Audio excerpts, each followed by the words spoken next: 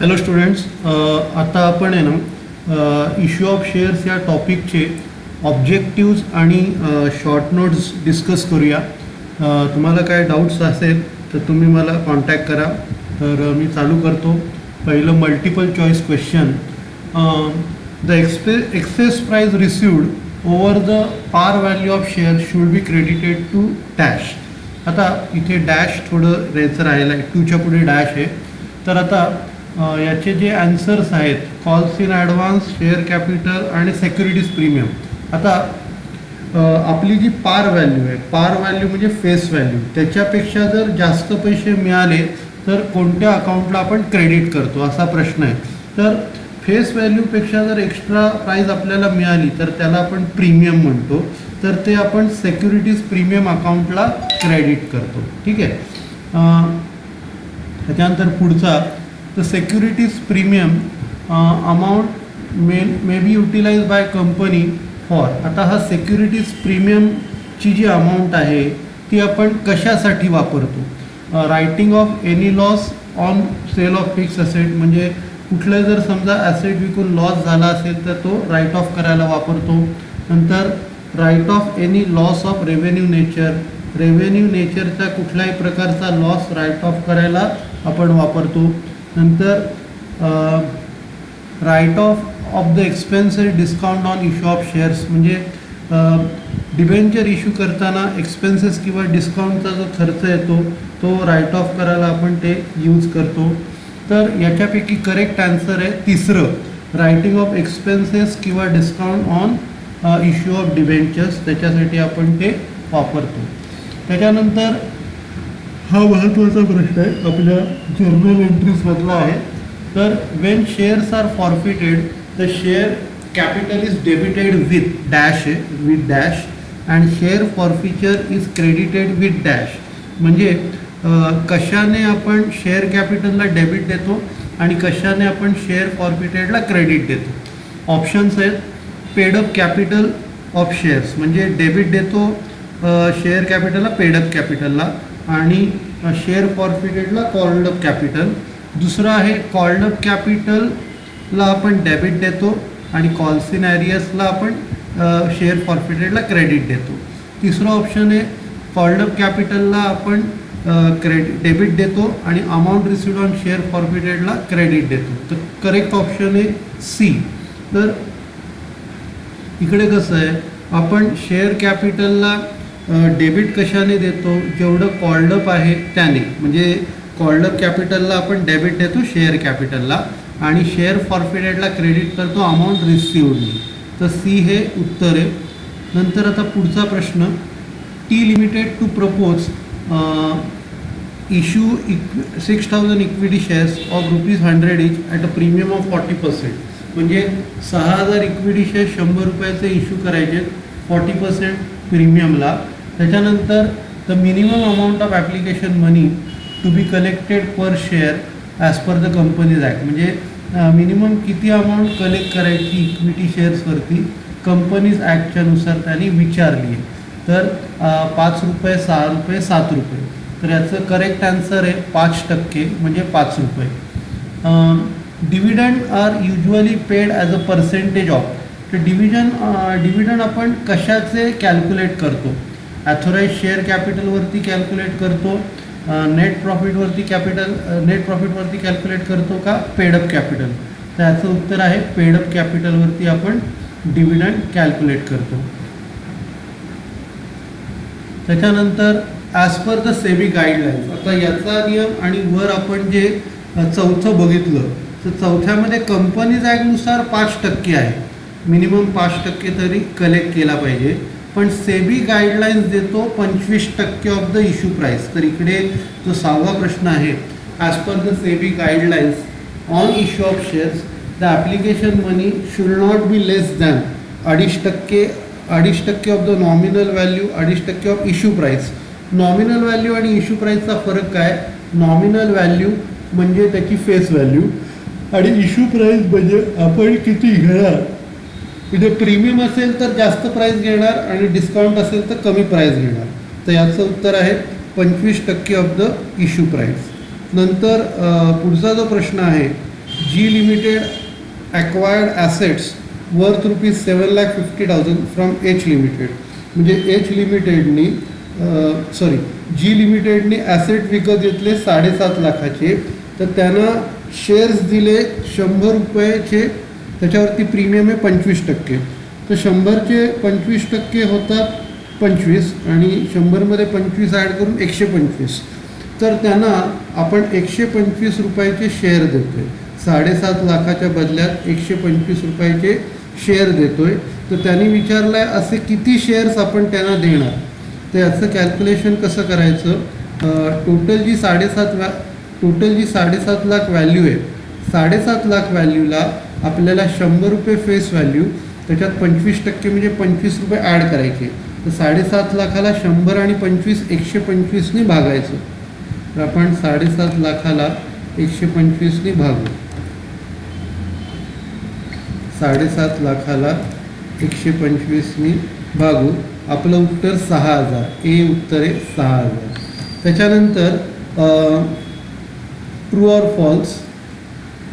State with reasons whether the following statement is true or false. म्हणजे reason सकट तुम्हाला सांगायचं आहे की ते स्टेटमेंट ट्रू आहे का फॉल्स आहे. क्वेश्चन आहे reissue of forfeited shares is allotment of share but not a sale. म्हणजे रिइश्यू जे करतो ती एक अलॉटमेंट मानली जाते, त्याला सेल मानला जात नाही. तर हे उत्तर फॉल्स आहे. A forfeited share is a merely a share available to the company for sale. म्हणजे हा शेअर जो आहे तो कंपनीकडे आहे विकण्यासाठी and remain with the company for that purpose only. आणि तो कंपनीकडे त्या पर्पजसाठीच राहणार आहे. Reissue of forfeited is not allotment. म्हणून त्या कारणाने काय होतं की जे रिइश्यू करतो ती अलॉटमेंट नसून तो एक सेल असतो. ओके. नंतर पुढे शॉर्ट नोट्स आहेत. डिस्टिंग्विश बिटवीन कॉल्स इन ॲरियर्स आणि कॉल्स इन ॲडव्हान्स. तर या दोघांमधला फरक विचारला आहे. Sometimes share holders fail to pay the amount due on allotment or calls. म्हणजे कधी कधी शेअर होल्डर अलॉटमेंट किंवा कॉलचे पैसे द्यायला विसरतात. तर the total unpaid amount on one or more instalment is known as calls in arrears or unpaid calls. तर जेवढे पैसे आपल्याला शेअर्सचे लोकांकडनं मिळाले नाहीत त्याला आपण काय म्हणतो, कॉल्स इन ॲरियर्स किंवा अनपेड कॉल्स असं आपण त्यांना म्हणतो. Such amount represent the uncollected amount of capital. तर ती जी अमाऊंट आहे जी मिळाली नाही आहे तर तिला आपण अनकलेक्टेड अमाऊंट असं म्हणतो. Hence it is shown by way of deduction from called up capital. तर ती आपण काय करतो, कॉल्ड अप कॅपिटलच्या अमाऊंटमधनं ती वजा करतो. To arrive at a paid up value of share capital. तसं वजा करून आपल्याला काय मिळते, त्याची पेडअप व्हॅल्यू मिळते.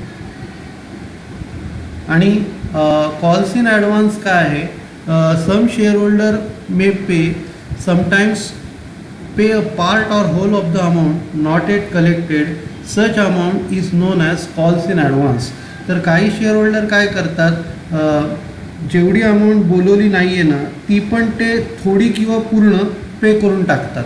तर आता ही जी अमाऊंट त्यांनी ॲडव्हान्समध्ये पे केली आपल्याला म्हणजे कंपनीला, तर तिला आपण काय म्हणतो, कॉल्स इन ॲडव्हान्स. पुढचा क्वेश्चन आहे distinguish between issue of shares for cash and issue of shares for consideration other than cash. म्हणजे एकीकडे आपण कॅश घेऊन लोकांना पैसे दिलेत, दुसरं म्हणजे काय, दुसरं काहीतरी घेतलं आहे, कन्सिडरेशन अदर दॅन कॅश. म्हणजे दुसरा कन्सिडरेशन म्हणजे मोबदला. तर दुसरा कुठला तरी आपण मोबदला घेतला आहे आणि त्यांना शेअर्स इश्यू केलेत, त्या दोघांमधला फरक आपल्याला सांगायचा आहे.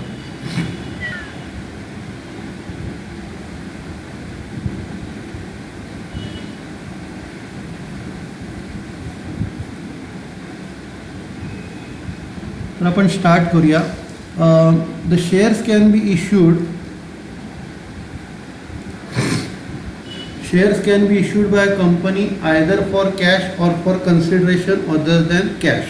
म्हणजे आपण आयदर कॅश घेऊन लोकांना शेअर्स देऊ शकतो किंवा दुसरं काही ॲसेट्स. जसं आता आपण प्रॉब्लेम बघितलं,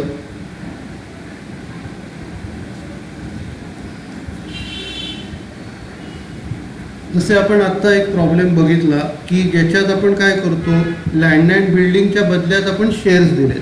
तर तशा केसेसना आपण काय म्हणतो, issue of shares for consideration other than cash. आणि त्याच्यात दुसरी केस होती, आपण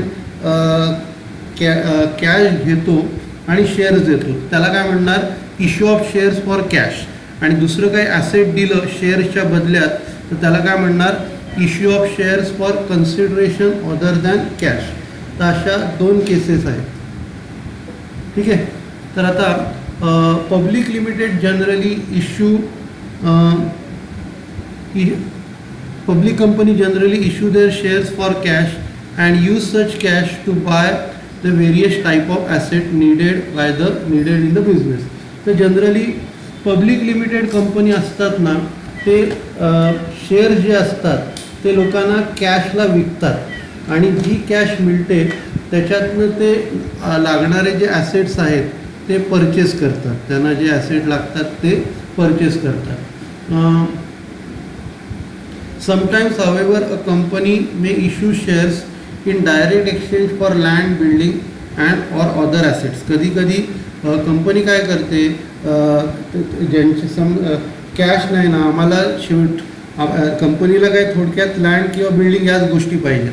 तर एखाद्या माणसाकडे लँड आणि बिल्डिंग असेल तर ते लँड अँड बिल्डिंग घेतात आणि त्याला डायरेक्टली शेअर्स देतात. कसं का होईना हिशोब तोच राहतो. तर हा फरक आहे की issue of shares for cash आणि issue of shares for consideration other than cash. म्हणजे डायरेक्टली लोकांना विका आणि ॲसेट विकत घ्या किंवा ॲसेटच्या बदल्यात त्यांना शेअर्स द्या, असा प्रकार आहे. ठीक आहे. तर हे लेक्चर मी संपवतो आणि आपला हा टॉपिक पण संपलेला आहे. तर आता तुमची टेस्ट घेतली जाईल. तर तुम्ही टेस्ट द्या आणि बघूया म्हणजे काय प्रश्न आहेत ते आपण नंतर सॉल्व करूया. ठीक आहे. सगळ्यांना थँक्यू. आपलं लेक्चर संपूया.